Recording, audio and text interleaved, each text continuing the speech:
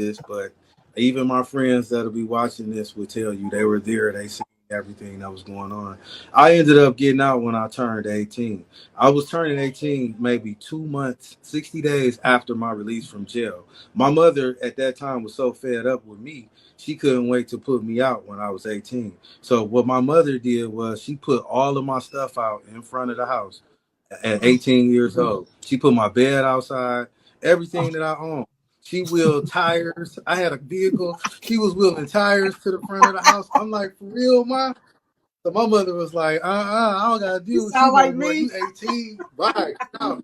Right. So I was like, whoa, that was kind Woo!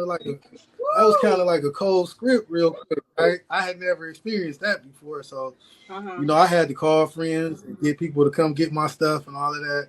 But I ended up catching a case shortly after that. I got caught with the charge was attempted to carry a concealed weapon. They found a Okay. gun and they charged me with it. And that's what I went to jail for. But that was a misdemeanor. That was the Mhm. first time it happened. That was a misdemeanor.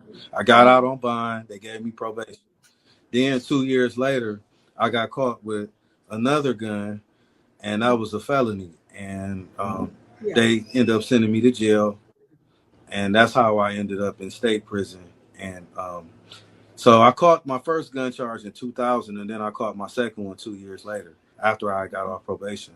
I caught another gun charge in 2002, Mhm. Wow. and that landed me in state prison. The judge said, "It's obvious that you're just waiting to shoot somebody, Mr. Taylor. We have no other choice but to send you to jail." And that's kind of how that went. But yeah. How long were you in jail at that time? Wow, like that was kind of a crazy experience. I did about 18 months, and then I had to do 6 months in a halfway house because they had just started some new pre-release program during that time. Mhm. So I ended up going to the halfway house, and I did my 6 months in the halfway house, and then I got out and was still on probation even after all of that. So, okay, so all of this is taking place. At any point in your heart, in your mind, were you ever thinking, I need to change? And Um, what happened to cause you to change? I will say that I ended up becoming a Moorish American when I was inside a state prison.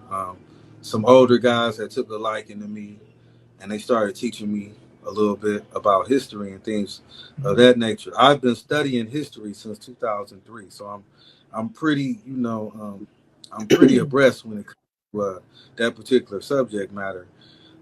So the seeds for me to be able to change has always been there. My grandmother was a pastor. I grew up in the church. My family today still owns the church, even though there's nothing going on in the church, but we still own the church. Mhm. I've always had people praying for me. So it seems like even in the worst of the worst, God still, align me around good people, And that's what's helped me along the way throughout this whole process from jail, even to transitioning to Alaska to Mhm. where I'm at today. Wow. So, okay. So, all right. So here we are. What brought you to state pen? What happened? What brought you to the penitentiary though? That's what we all want to know. Okay. So we Oh, know that you now started let's out. fast. Right. Yeah. I'm I can sorry. Go fast ahead. forward a little bit. No, I was gonna say we can fast forward a little bit. So I got out and I ended up staying out for about. I probably got out 2004, and I ended up